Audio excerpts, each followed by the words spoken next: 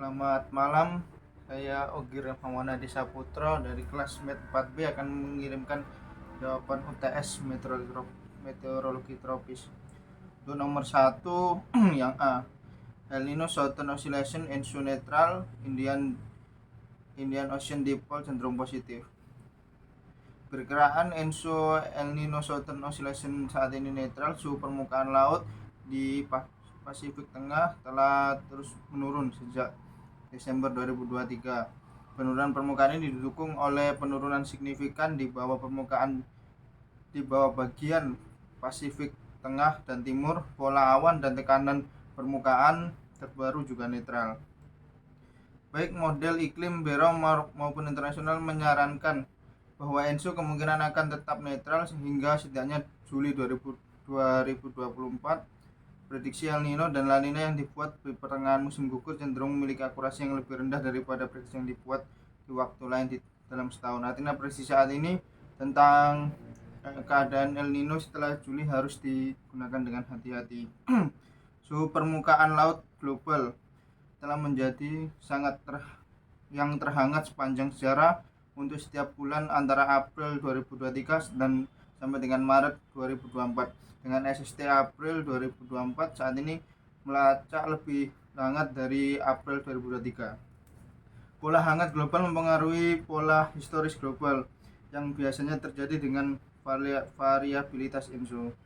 Karena kondisi laut global saat ini belum pernah teramati sebelumnya, kesimpulan tentang bagaimana Enso dapat berkembang pada tahun 2024 yang didasarkan pada peristiwa masa lalu mungkin tidak dapat diandalkan. Indian Ocean Dipole atau IOD saat ini netral. Nilai terbaru indeks IOD plus 0,68 derajat Celcius berada di atas ambang batas IOD positif, yaitu plus 0,40 derajat Celcius. Ini adalah minggu ke-7 di atas ambang batas IOD positif. Secara historis, sebuah peristiwa IOD positif dianggap sedang berlangsung setelah indeks IOD dipertahankan di atas plus 0,40 derajat Celcius selama sekitar 8 minggu. Bersama dengan tanda-tanda dalam indikator atmosfer, Outlook model juga menunjukkan bahwa peristiwa IOD positif mungkin sedang berkembang. Jika IOD positif berkembang, itu akan lebih awal dalam tahun kalender daripada yang biasa secara historis. Mode anular selatan atau SEM saat ini netral per 30 April 2024. Perkiraan menunjukkan bahwa indeks kemungkinan besar akan turun dengan cepat, turun menjadi nilai negatif pada awal Mei dan tetap berada pada level SEM negatif setidaknya 2 minggu pertama Mei. Namun SEM secara historis memiliki sedikit pengaruh pada pola curah hujan di Australia pada musim gugur. Oscillation Maiden Julian atau MJO saat ini cukup kuat berlokasi di Samudra Hindia Timur. Sebagian besar model iklim internasional menunjukkan bahwa MJO akan melacak lebih jauh ke timur, ke maritim kontinen dalam 1 minggu mendatang. Dampak untuk wilayah Indonesia akan terjadi curah hujan ketika MJO akan mengarah ke maritim kontinental. Untuk yang B, indeks Indian Ocean Dipole IOD untuk minggu yang berakhir pada 28 April 2024 adalah plus 0,68 derajat yang berada di atas ambang batas IOD, yaitu 0,40 derajat. Semua 5 model iklim internasional disurvei oleh Biro menunjukkan bahwa IOD positif pada bulan Mei, namun pada saat tahun ini keyakinan dalam prediksi model IOD di luar musim gugur rendah. Suhu permukaan laut SST untuk minggu yang berakhir pada 28 April 2024 naik hingga 2 derajat Celcius lebih hangat dari rata-rata di tahun 1961 sampai 1990 di sebagian besar wilayah barat, utara, dan tengah Samudra Hindia tropis. Di sebagian besar wilayah Samudra Hindia tropis timur, suhu mendekati rata-rata hingga sedikit lebih hangat dari rata-rata, hingga 1,2 derajat Celcius lebih hangat dari rata-rata. Dengan wilayah ini, Samudra Hindia tropis tengah menghangat dalam 2 minggu terakhir. Lebih dekat dengan Australia SST sehingga 0,8 hingga 2 derajat Celcius lebih hangat dari rata-rata lepas pantai barat Australia dibandingkan dengan 2 minggu sebelumnya. SST di lepas pantai barat daya telah sedikit mendingin, sementara SST di sebelah bagian laut Australia telah sedikit menghangat.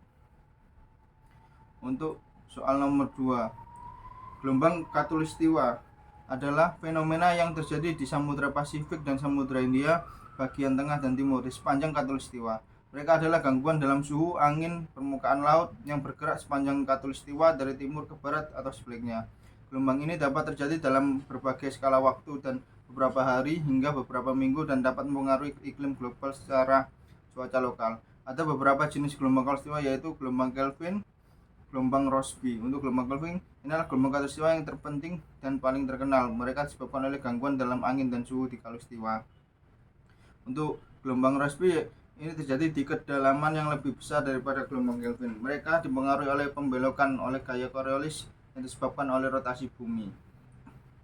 Gelombang Rossby dapat mempengaruhi perubahan suhu dan aliran laut di Samudra Pasifik dan Samudra Hindia.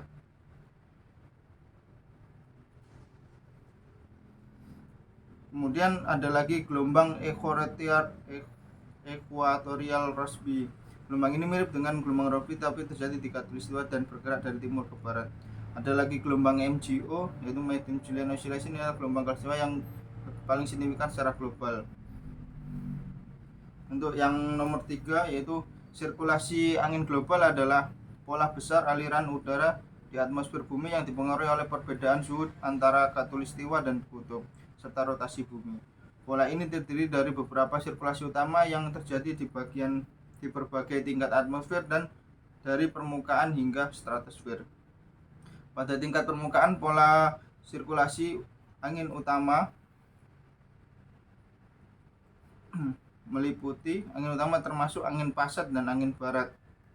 Angin pasat angin yang mengalir dari daerah tekanan tinggi di sekitar 30 derajat lintang utara dan selatan ke daerah bertekanan rendah di khatulistiwa. Angin barat terjadi di wilayah antara 30 derajat dan 60 derajat lintang utara dan selatan.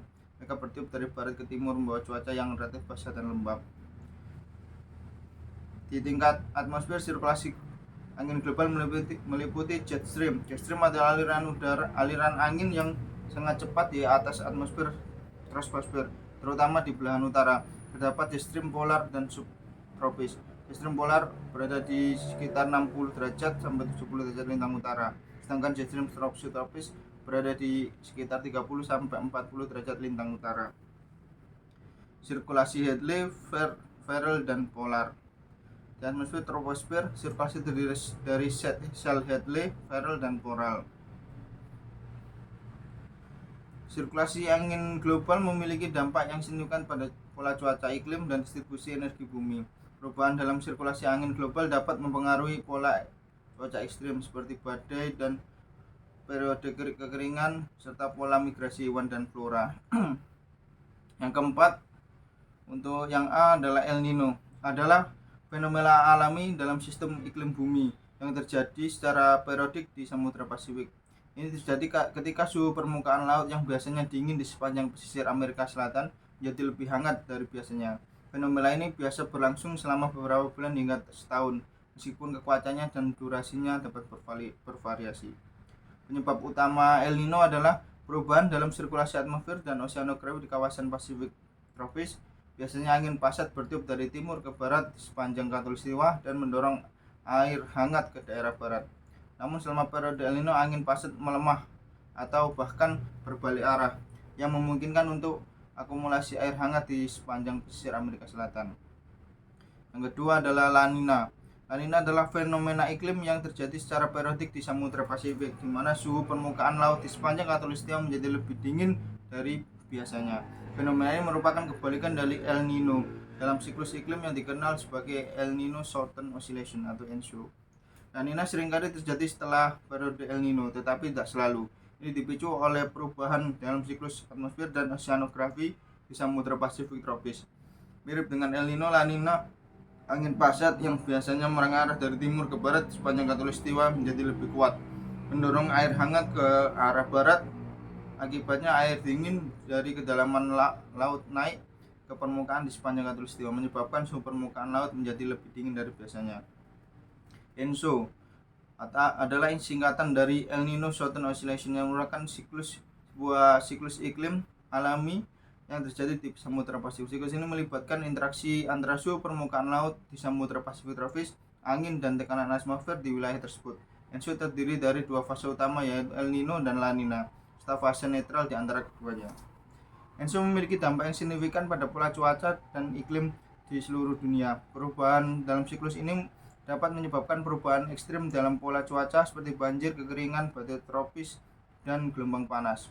Pemahaman tentang ENSO dan kemampuan untuk memprediksi fase siklus ini penting bagi manajemen risiko terkait dengan dampak pada pertanian, perikanan, kesehatan manusia, ekonomi global. Yang keempat yaitu Madden-Julian Oscillation atau MJO adalah sebuah pola cuaca global yang bergerak dari barat ke timur di sepanjang khatulistiwa. Ini adalah salah satu sumber utama variasi cuaca jangka pendek di tropis dan subtropis. MJO terbentuk oleh interaksi kompleks antara atmosfer dan lautan dan biasanya memiliki siklus hidup sekitar 30 hingga 60 hari. Karakteristik MJO meliputi peningkatan aktivitas hujan, pola angin di atmosfer berubah selama siklus MJO dengan meningkatkan kecepatan angin di beberapa wilayah dan penurunan di wilayah lain, dan variabilitas suhu permukaan laut dan suhu udara di daerah tropis dan subtropis dapat bervariasi selama MJO. Yang kelima yaitu IOD atau Indian Oscillation Dipole, singkatan dari Indian Ocean Dipole, yang merupakan sebuah fenomena iklim di Samudra Hindia. IOD terjadi ketika perbedaan suhu permukaan laut di bagian barat dan timur Samudra Hindia menciptakan pola angin dan perubahan iklim yang signifikan di wilayah tersebut. Karakteristik utama IOD meliputi IOD positif. Ini terjadi ketika suhu permukaan di bagian barat Samudra Hindia menjadi lebih hangat dari biasanya daripada di bagian timur. Hal ini menyebabkan tekanan atmosfer yang rendah di bagian barat dan tekanan atmosfer yang tinggi di bagian timur. Dampaknya termasuk curah hujan yang lebih tinggi di sebagian besar Australia, Indonesia bagian timur, dan bagian selatan India. Sementara bagian timur Afrika dapat mengalami kekeringan. Untuk IOD negatif, ini terjadi ketika suhu permukaan di bagian timur Samudra Hindia menjadi lebih hangat dari biasanya daripada di bagian barat. Ini dapat menghasilkan pola tekanan atmosfer yang terbalik dengan tekanan tinggi di bagian barat dan tekanan rendah di bagian timur.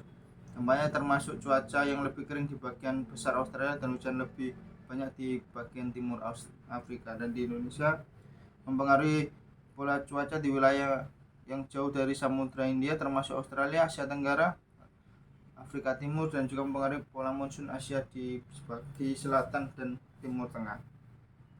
Yang keenam yaitu musim monsun, adalah pola angin musiman yang terjadi di beberapa wilayah di dunia termasuk di kawasan tropis dan subtropis. Pola ini ditandai oleh perubahan arah dan kecepatan angin yang konsisten selama beberapa bulan pada waktu yang sama tiap tahunnya. Musim monsun terjadi karena perbedaan suhu yang signifikan antara daratan dan lautan di wilayah tersebut. Berikut adalah dua jenis monsun yang paling terkenal, yaitu monsun Asia. Ini terjadi di bagian besar wilayah selatan dan tenggara. Di Asia Selatan dan Tenggara ini pada musim panas, angin monsun bertiup dari Samudra Hindia ke daratan Asia, membawa angin lembab dan hujan yang melimpah. Yang kedua adalah musim monsun Afrika. Musim monsun Afrika terjadi di sebagian besar Afrika Timur dan Tenggara. Pada musim hujan, angin monsun membawa curah hujan yang tinggi dari Samudra Hindia ke daratan Afrika, sementara di musim kering angin berubah arah dan bertiup dari daratan ke laut. Yang berikutnya adalah indeks musim monsun, adalah pengukuran atau metrik yang digunakan untuk memantau dan menganalisis kekuatan durasi pada pola musim monsun di berbagai wilayah. Ada beberapa indeks yang digunakan untuk mengukur musim monsun di berbagai bagian dunia, terutama wilayah Asia Selatan dan Tenggara. Beberapa indeks musim monsun umum digunakan termasuk Indian Summer Monsoon Rainfall atau ISMR. Ini adalah indeks yang digunakan untuk mengukur curah hujan selama musim hujan di India.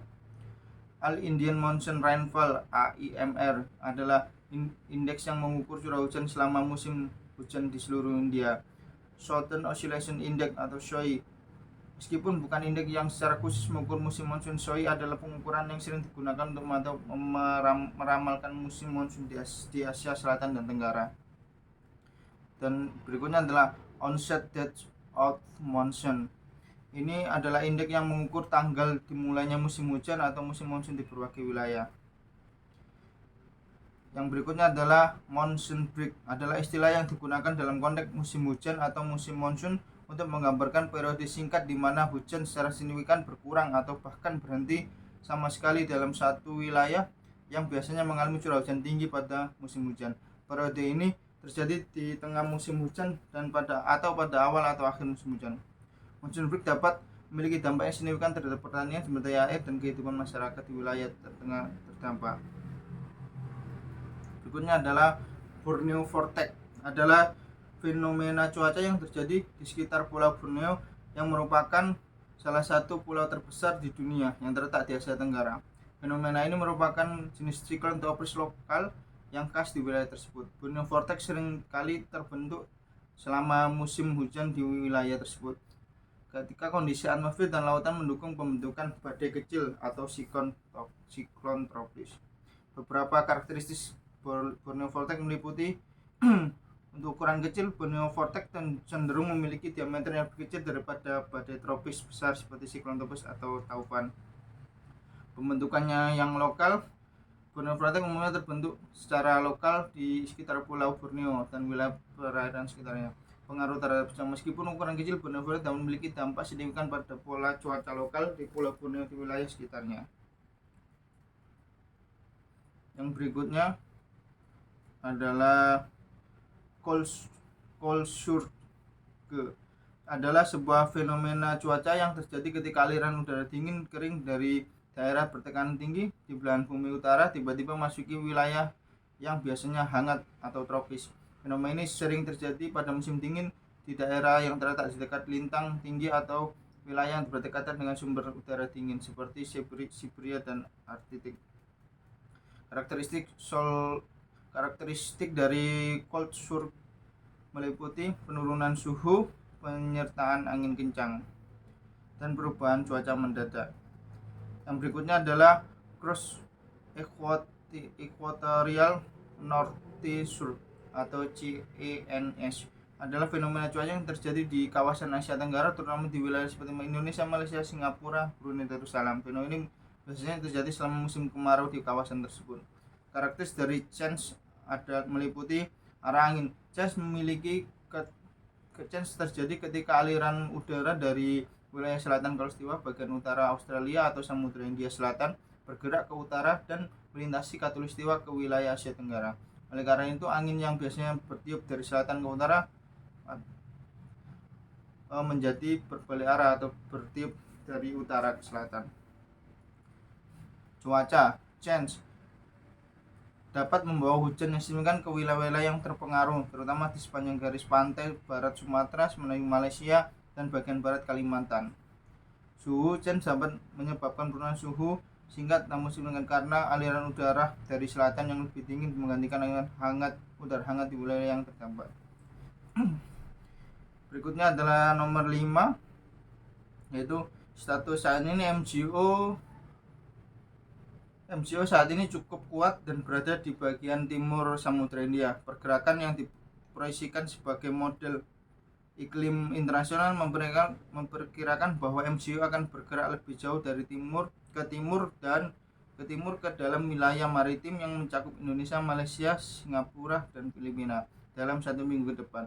Dampak pada curah hujan ketika MCO berada di wilayah maritim selama waktu tahun ini biasanya menyebabkan peningkatan curah hujan sebagian wilayah timur laut dan pesisir timur Australia, melemahnya di Pasifik Barat. Saat MCO mendekati wilayah Pasifik Barat, sebagian besar model memperkirakan ini akan melemah. Jika MCO terus ke Pasifik Barat seperti yang disarankan oleh sebagian kecil model, biasanya tidak ada perubahan signifikan pada pola curah hujan dan di sebagian utara Australia.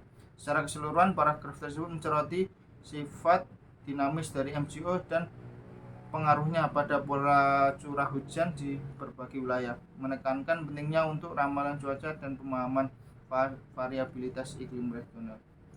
Demikian kami telah menjawab soal UTS dari meteorologi tropis, soal dari nomor 1 sampai 5. Terima kasih.